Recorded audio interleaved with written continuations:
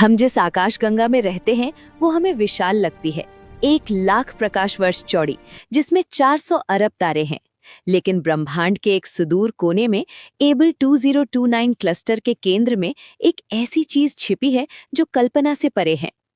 IC 10101 की खोज 19 जून 1790 को महान खगोल शास्त्री विलियम हर्शल ने की थी। ये हमसे लगभग 1.04 अरब प्रकाश वर्ष दूर एबल 2029 नामक गैलेक्सी क्लस्टर के केंद्र में स्थित है। ये इतनी दूर है कि अगर आप प्रकाश की गति से भी चले तो वहां पहुंचने में आपको 1 अरब साल लग जाएंगे। जहां हमारी मिल्की वे का व्यास लगभग 1 लाख प्रकाश वर्ष है, वहीं IC 10101 का व्यास लगभग 40 लाख से 60 लाख प्रकाश वर्ष तक फैला हुआ है। इसका मतलब है कि अगर IC 10101 को हमारी मिल्की वे की जगह रख दिया जाए तो ये न केवल हमारी पड़ोसी एंड्रोमीडा को निगल लेगी, बल्कि इसके आगे की भी कई गैलेक्सीज को अपने अंदर संभालेगी। तारों का भंडार। हमारी गैलेक्सी में करीब 200 से 400 अरब तारे हैं, लेकिन IC 1101 में अनुमानित 100 ट्रिलियन यानी 1 लाख अरब तारे हैं। रंग और उम्र। ये एक सुपर जायंट एलिप्टिकल गैलेक्सी है। इसमें मौजूद अधिकांश तारे बहुत पुराने हैं और इनका रंग थोड़ा पीला लाल है। यहाँ नए तारों का जन्म बहुत कम होता है क्योंकि इसने अपनी अधिकांश गैस और धूल का उपयोग कर लिया है। IC 1101 शुरू से इतनी बड़ी नहीं थी। वैज्ञानिकों का मानना है कि इसने गैलेक्टिक कैनिबलिज्म के जरिए ये आकार पाया है। हजारों सालों के दौरान इसने अपने आसपास की कई छोटी और मध्यम आकार की गैलेक्सीज को अपनी ओर खींचा और उन्हें खुद में मिला लिया।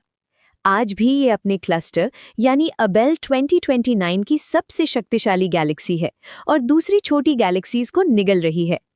इतनी विशाल गैलेक्सी के केंद्र में एक उतना ही विशाल ब्लैक होल होना चाहिए। वैज्ञानिकों का अनुमान है कि IC 1101 के केंद्र में स्थित ब्लैक होल ब्रह्मांड के सबसे बड़े ब्लैक होल्स में से एक है। ये ब्लैक होल हमारी मिल्की वे के केंद्र में मौजूद ब्लैक होल सैजिटेरियस अल्फा से हजारों गुना भारी हो सकता है।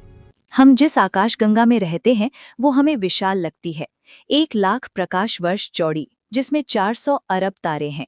लेकिन ब्रह्मांड के एक सुदूर कोने में एबल 2029 क्लस्टर के केंद्र में एक ऐसी चीज छिपी है जो कल्पना से परे है। 19 जून 1790 विलियम हर्शल ने अपनी दूरबीन से एक धुंधला धब्बा देखा। उन्हें लगा कि ये सिर्फ एक गैस का बादल है, लेकिन जैसे जैसे हमारी तकनीक विकसित हुई, हमें पता चला कि वो धब्बा 1 अरब प्रकाश वर्ष दूर स्थित एक विशालकाय शहर था, तारों का शहर। अगर आप प्रकाश की गति से यात्रा करें तो मिल्की वे को पार करने में 1 लाख साल लगेंगे, लेकिन IC 1101 को पार करने में आपको 60 लाख साल लगेंगे। इतनी बड़ी गैलेक्सी को एक साथ रखने के लिए एक अविश्वसनीय शक्ति की आवश्यकता होती है। IC 1101 के केंद्र में एक सुपरमैसिव ब्लैक होल है जो शायद ब्रह्मांड के सबसे बड़े ब्लैक होल्स में से एक है। अगर आप IC 1101 के बाहरी किनारों को पार कर इसके हृदय की ओर बढ़ें तो रोशनी आपको अंधा कर देगी। यहाँ तारे एक दूसरे के इतने करीब हैं कि रात का कोई वजूद नहीं है, लेकिन इस चमक के बिल्कुल बीचों बीच एक ऐसा अंधेरा छिपा है जो पूरी रोशनी को निगल रहा है। एक अल्ट्रा मैसिव ब्लैक होल। हमारी आकाशगंगा के केंद्र में जो ब्लैक होल है वो इसके सामने एक धूल के कण जैसा है। वैज्ञानिकों का अनुमान है कि ये ब्लैक होल हमारे सूरज से 40 अरब से 100 अरब गुना ज्यादा भारी हो सकता है। ये सिर्फ एक ब्लैक होल नहीं है, ये स्पेस टाइम के कपड़े में एक ऐसा घाव है जिसे कभी भरा नहीं जा सकता। इसकी गुरुत्वाकर्षण शक्ति इतनी भयानक है कि ये प्रकाश को भी हजारों मील दूर से अपनी ओर खींच लेता है। अगर आप इसकी इवेंट होराइजन के पास पहुंचे तो समय आपके लिए लगभग रुक जाएगा, जबकि बाकी ब्रह्मांड अरबों साल आगे निकल जाएगा। ब्रह्मांड में हर चीज की एक कहानी होती है और हर कहानी का एक अंत, लेकिन IC 1101 की कहानी हमें एक ऐसे मोड़ पर लाकर छोड़ देती है जहां विज्ञान और दर्शन एक हो जाते हैं। हम अक्सर सोचते हैं कि क्या ब्रह्मांड की भी कोई सीमा है? IC 1101 को देखकर ऐसा लगता है कि हम उस सीमा के बहुत करीब खड़े हैं। यहाँ सब कुछ धीमा है, यहाँ का समय हमारे समय जैसा नहीं है।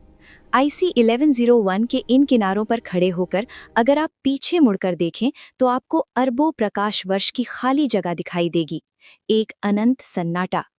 ये गैलेक्सी एक समय मशीन की तरह है, इसके अंदर मौजूद लाल तारे ब्रह्मांड के शुरुआती दिनों के गवाह हैं।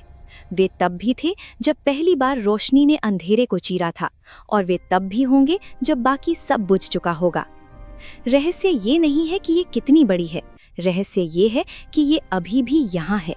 ये गैलेक्सी हमारी खोज कितनी महान है। 100 ट्रिलियन तारे, और ना जाने उनके चारों ओर घूमने वाले कितने अनगिनत ग्रह। क्या उन ग्रहों में से किसी एक पर बैठकर कोई और भी हमारी ही तरह इस रात के आसमान को निहार रहा होगा?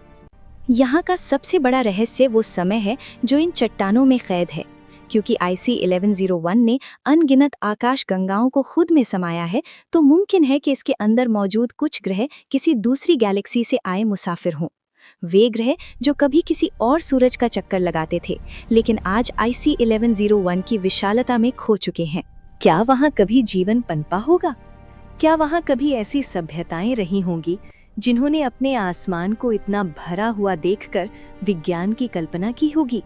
विज्ञान कहता है कि IC 1101 के पुराने तारों में भारी तत्वों जैसे ऑक्सीजन और कार्बन की कमी हो सकती है, जो जीवन के लिए जरूरी हैं। लेकिन ब्रह्मांड रहस्यों से भरा है। शायद वहाँ जीवन का कोई ऐसा रूप हो जिसे हम अभी तक समझ ही न पाए हों। IC 1101 सिर्फ तारों का ढेर नहीं है, ये अरबों सालों के इतिहास का एक पुस्तकालय है। हर तारा एक किताब है और हर ग्रह एक पन्ना। दुख की बात यह है कि ये दूरियां इतनी ज्यादा हैं कि हम शायद कभी इस किताब को पढ़ नहीं पाएंगे। हम बस यहाँ से देख सकते हैं और सोच सकते हैं कि उस विशाल सुनहरे समंदर में और क्या-क्या है। ब्रह्मांड में जो हम देखते हैं वो अक्सर सच नहीं होता, और IC 1101 ये एक ऐसा सच है जो किसी पहेली जैसा लगता है। वैज्ञानिकों के लिए ये गैलेक्सी सिर्फ एक पिंड नहीं, बल्कि रहस्यों का एक ऐसा गहरा कुआं है जिसका कोई अंत नहीं। पहला रहस्य, इसकी खामोशी। इतनी बड़ी गैलेक्सी में लाखों नए तारों का जन्म होना चाहिए था, लेकिन IC 1101 के पास नए तारे बनाने के लिए जरूरी गैस और धूल लगभग खत्म हो चुकी है। सवाल ये है कि इतनी बड़ी गैलेक्सी ने अपनी सारी ऊर्जा इतनी जल्दी कहाँ खो दी? क्या इसके केंद्र में मौजूद किसी चीज ने इसे अंदर से सुखा दिया है? भौतिकी के नियमों के हिसाब से इतनी बड़ी गैलेक्सी को अपने ही भार से बिखर जाना चाहिए, लेकिन एक अदृश्य डार्क मैटर का जाल इसे जकड़े हुए है। वैज्ञानिकों को हैरानी होती है कि यहाँ डार्क मैटर की मात्रा सामान्य गैलेक्सी से कई गुना ज्यादा है। क्या IC 1101 डार्क मैटर का एक ऐसा अखाड़ा है जिसे हम समझ ही नहीं पा रहे? इसके केंद्र से आने वाली रेडियो तरंगे। अबेल 2029 क्लस्टर के केंद्र से बहुत ही अजीब और शक्तिशाली रेडियो सिग्नल्स आते हैं। कुछ वैज्ञानिक इसे ब्रह्मांडीय इंजन मानते हैं, लेकिन हकीकत ये है कि हमें आज भी नहीं पता कि इसके हृदय में असल में क्या चल रहा है। सिद्धांत ये है कि जब भी कोई छोटी आकाशगंगा IC 1101 के प्रभाव क्षेत्र में आती है, तो इसकी विशाल गुरुत्वाकर्षण शक्ति उस छोटी गैलेक्सी के तारों को अपनी ओर खींच लेती है। धीरे धीरे वो छोटी गैलेक्सी अपना अस्तित्व खो देती है और IC 1101 के शरीर का हिस्सा बन जाती है। हम आज जो सुनहरी रोशनी देख रहे हैं, वो दरअसल हजारों छोटी गैलेक्सीज की ऊर्जा है। वैज्ञानिक इस बात से हैरान थे कि इतनी बड़ी गैलेक्सी में सन्नाटा क्यों है। यहाँ क्वेंचिंग का सिद्धांत लागू होता है। IC 1101 के केंद्र में मौजूद सुपरमैसिव ब्लैक होल इतनी ऊर्जा छोड़ता है कि वो गैलेक्सी की ठंडी गैस को गर्म कर देता है। तारा बनने के लिए गैस का ठंडा होना जरूरी है, लेकिन यहाँ गैस इतनी गर्म है कि वो कभी सिमट नहीं पाती। एक और रहस्यमयी सिद्धांत है कोएवोल्यूशन। ये कहता है कि एक गैलेक्सी उतनी ही बड़ी हो सकती है जितना बड़ा उसका केंद्रीय ब्लैक होल उसे होने की अनुमति देता है। IC 1101 के मामले में इसका ब्लैक होल और इसकी सीमाएं एक साथ बड़े हैं। ये दोनों एक दूसरे के पूरक हैं। ब्लैक होल इस गैलेक्सी का दिल है, जो इसे जिंदा भी रखता है और इसे और ज्यादा बढ़ने से रोकता भी है। ये ब्रह्मांड का एक अद्भुत संतुलन है जिसे हम अभी समझना शुरू ही कर रहे हैं। इतनी विशालता के पीछे एक गहरा रहस्य छिपा है।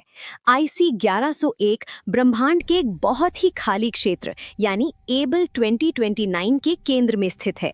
इसके चारों ओर की छोटी आकाशगंगाएं या तो इसमें समा चुकी हैं या इससे इतनी दूर है कि उनके बीच का संपर्क टूट चुका है। ये एक ऐसे राजा की तरह है जिसके पास महल यानी साइज तो बहुत बड़ा है, लेकिन बात करने के लिए कोई पड़ोसी नहीं। अगर हमारी आंखें रेडियो तरंगों को देख पाती तो IC 1101 हमें एक शांत सुनहरी गेंद नहीं बल्कि एक शोर मचाते हुए ज्वालामुखी की तरह दिखती। इसके केंद्र से निकलने वाले रेडियो जेट्स हजारों प्रकाश वर्ष तक अंतरिक्ष को चीरते हुए जा रहे हैं। ये जेट्स किसी विशाल इंजन की धड़कन की तरह हैं। वैज्ञानिक इन सिग्नल्स को डिकोड करने की कोशिश कर रहे हैं, मानो ब्रह्मांड अपनी भाषा में हमें कुछ बताने की कोशिश कर रहा हो। क्या ये सिर्फ भौतिकी है या कोई प्राचीन संदेश? अगर आप IC 1101 के नक्शे को देखें तो गणित के हिसाब से इसे अब तक बिखर जाना चाहिए था। इसे किसी चीज ने थाम रखा है, एक ऐसी चीज जिसे ना हम देख सकते हैं ना छू सकते हैं। वैज्ञानिक इसे डार्क मैटर कहते हैं, लेकिन IC 1101 में ये डार्क मैटर किसी आम गैलेक्सी से कहीं ज्यादा घना है। क्या ये सिर्फ गुरुत्वाकर्षण है या ब्रह्मांड का कोई ऐसा नियम जिसे हम आज तक डिकोड नहीं कर पाए? यहाँ के कई ग्रहों पर कभी रात नहीं होती क्योंकि सितारों का घनत्व यहाँ बहुत ज्यादा है। इन ग्रहों के आसमान में हजारों सूरज एक साथ चमकते हैं। वहाँ का नज़ारा एक कभी ना खत्म होने वाली सुनहरी शाम जैसा होगा। वहाँ छाया नहीं बनती क्योंकि रोशनी हर दिशा से आती है। ये सब सुनकर हमें लग सकता है कि हम कितने छोटे और बेमायने हैं, लेकिन जरा सोचिए, 13.8 बिलियन सालों के इस सफर में एटम्स का एक ऐसा कॉम्बिनेशन बना जिसने जिंदगी को जन्म दिया, और उस जिंदगी ने आंखें पाईं ताकि वो इन सितारों को देख सके, और दिमाग पाया ताकि वो इस यूनिवर्स के रहस्यों को सुलझा सके। हम यूनिवर्स का वो हिस्सा है जो होश में है, the conscious part of the universe. हम भले ही एक पल के लिए आए हैं, लेकिन हमने इस विशाल यूनिवर्स को महसूस किया है। इस अंधेरे से भरी कायनात में हमारी जिंदगी की चमक ही सबसे बड़ा सीक्रेट है। हम टूटे हुए तारों की धूल हैं जो अब सितारों को देखकर मुस्कुरा रही है। हमने देखा कि यूनिवर्स कितना विशाल है, कितना पुराना है और कितना अनजान। ब्लैक होल्स की गहराइयों से लेकर तारों के जन्म तक हर चीज हमें एक ही बात बताती है कि हम इस ग्रैंड डिजाइन का एक छोटा सा मगर जरूरी हिस्सा हैं।